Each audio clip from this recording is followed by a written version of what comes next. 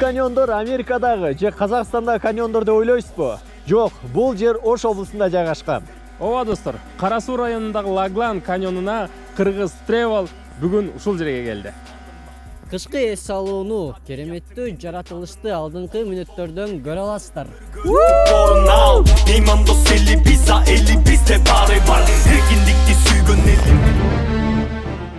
Алло, кабан. С кем диалог веду?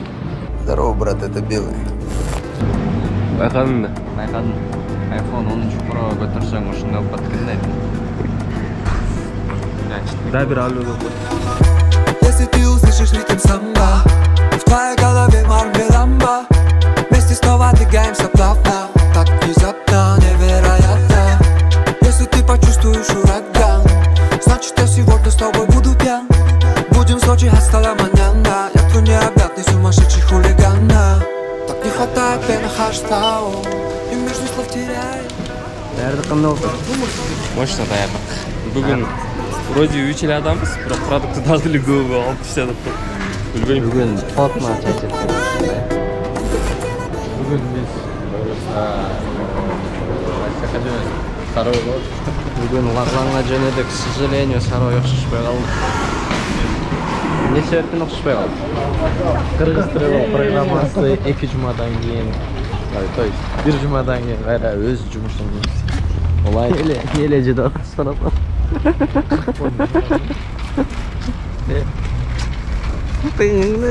Дорогой дневник, не обязательно. Не жени. Жоллары мактайт. Фантастика, у меня паника, жүрегім толған романтика. Тебя вижу в клубе, вновь нас соблазнила злая ночь. Сөзім аузымда, махаббатым менің қасыма. Сегодня мы тут в клубе, качай по полной, мы в натуре.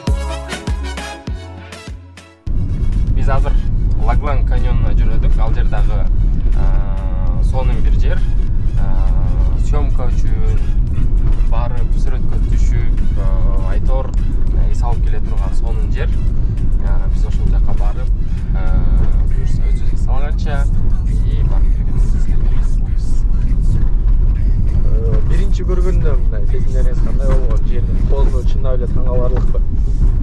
Биринчи биз былтыр барганбыз. Мен өзүм былтыр барганымда сырттан караганда билинбейт, бирок ичине кирсең аябагандай кооз, сонун бир өзгөчө атмосферага бөлөнөсүң. Ушундай сезимдер болду. Ош облусунун Кара Суу районуна караштуу Лаглан айылында жайгашкан каньондорго сапар алдык. Бара турган жол өтө татаал эмес, андыктан жеңил унаада белгиленген жерге бара алат. Шаардан 35 чакырым асфальт жолду, 20 километр таш жолду басып өтүүгө туура келет. Фантастика, у меня паника, жүрегім толған романтика. Тебя вижу в клубе, вновь нас соблазнила злая ночь. Сөзім аузымда, махаббатым менің қасыма. Сегодня мы тут в клубе, качаем по полной, мы в натуре.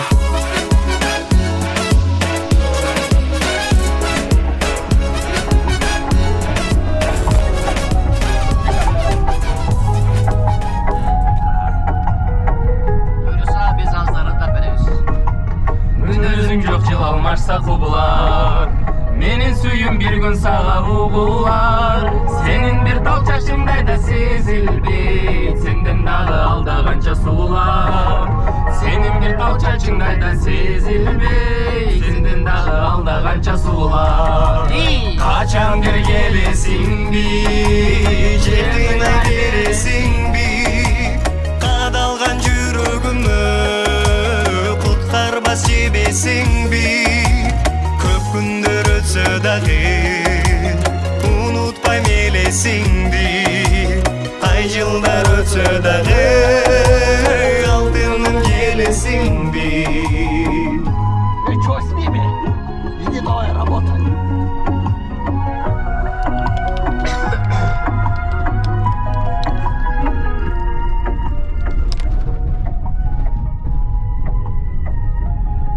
Лаглан айылына жакындап калдык.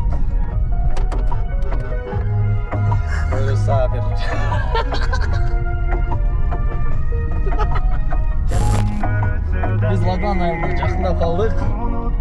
Бұйырса 1 сааттың ішінде жетіп қалабыз. Лаглан жайлоосу боюнча маалымат берип кетти.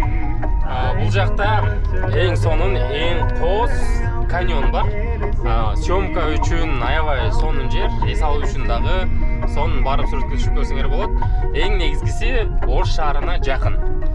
Болгону 50 чакырымды гана түзөт, бирок жолу бир аз жаман жол болгон үчүн гана кичине кечирээк жетесиңер. Бирок барсаңыздар, каньондун ичине кирсеңиздер, мыкты сүрөттөрдү алсаңыздар, видеолорду алсаңыздар, эмоцияларды алсаңыздар болот. Канча саатта келип кетсек болот? 2 саат бул жака, 2 саат ары жак деп коелу, грубо айтканда. Болсо 1 саат, 1,5 саатта да келсе болот. 4 саатта келип кетсеңер болот. Бир күндө Оштон эңири үлгүрөсүңөр бул жака келипчи.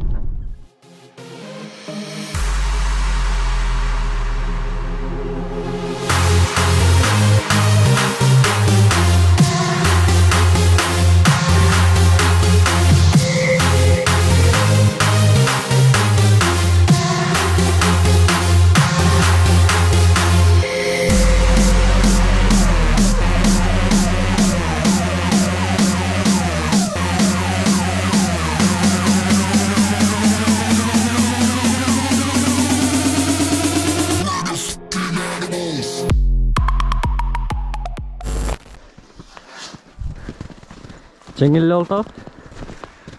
Бут ооруганын эске албаганда жакшы эле. Кичине алем нагрузка болгондо ооруйт экен. А так терпимо. Бул жолу көп аралыкка жөө баскан жокпуз. Биз бара турган Лаглан каньондору айылдын кийинки башында жайгашкан. Бул жарчектер коргондой тизилип айылга өзгөчө көрк берип турат. Бул айылга келген ар бир жарандын көңүлүн бурбай койбойт. Жаратылышы кооз Лаглан айылы Олокон тоосунун түбүндө жайгашкан.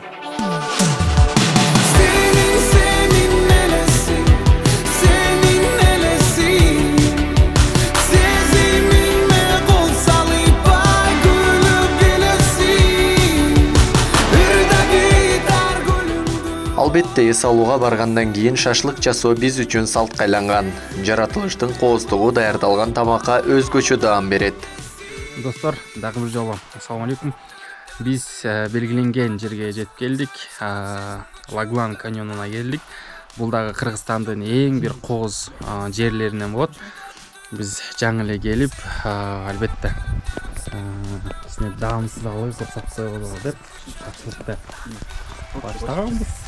Эми блогга сүрөткө түшүп атабыз. Меня снимаешь, да? Иди работай. Айтор, бул жер Ош шаарына эң жакын жайлардын бири. Болгону 50 километр чыгат. Бир 2 сааттай жол жүрөсүңөр, анткени жол жаман болгондугу үчүн 2 саат. Бул болсо жакын эле. Бул жака келип дагы мондай сонун каньондорго эс алып сүрөткө түшүп кетсеңер болот.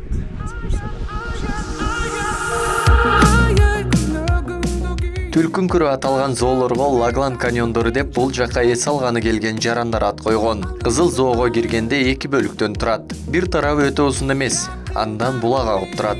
Ал эми экинчи тарабынын ичи кең, ар түрдүү видео, фото съемка кылууга ыңгайлуу.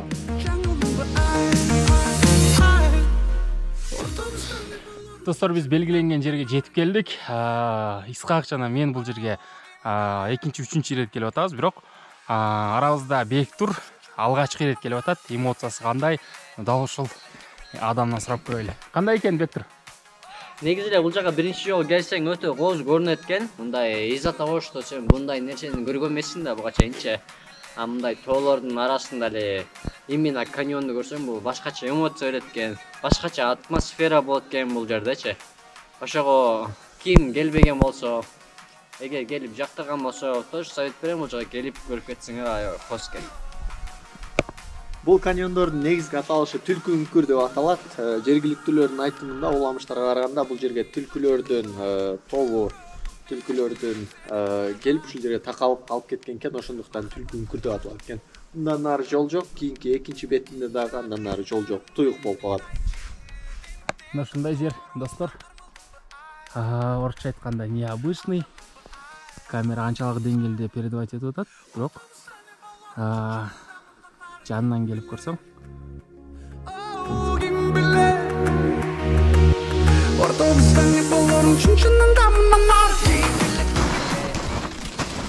Лаглан каньондор өзгөчө жай. Бул жакка эс алуу жагында атайын тур компаниялар бул жакка атайын турларды уюштуруп турат.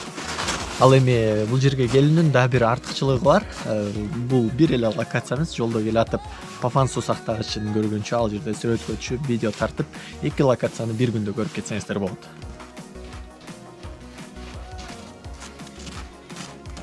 Не снимаешь? Лаглан каньондору Ош шаарынан 55 км алыстыкта жайгашкан. Бул жака 2 саат аралыгында келип, бир күн кечке эс алып кетсеңиздер болот. Достор, бул жер өзгөчө жай, кооздугуна суктанасың, ошону менен катар видео тарткан адамдар үчүн дагы, сүрөт тарткан адамдар үчүн да, же болбосо сүрөткө түшкөндү каалаган адамдар үчүн дагы ушул жака келип, сүрөттөрдү, видео тартып кетсеңиздер, эң мыкты клип, love story, айтор бардыгына жарай берет. Же болбосо жөн гана келип өзүңүздөрдү ушундай бир сон тоолордун арасында эс алып кетсеңер жарай берет.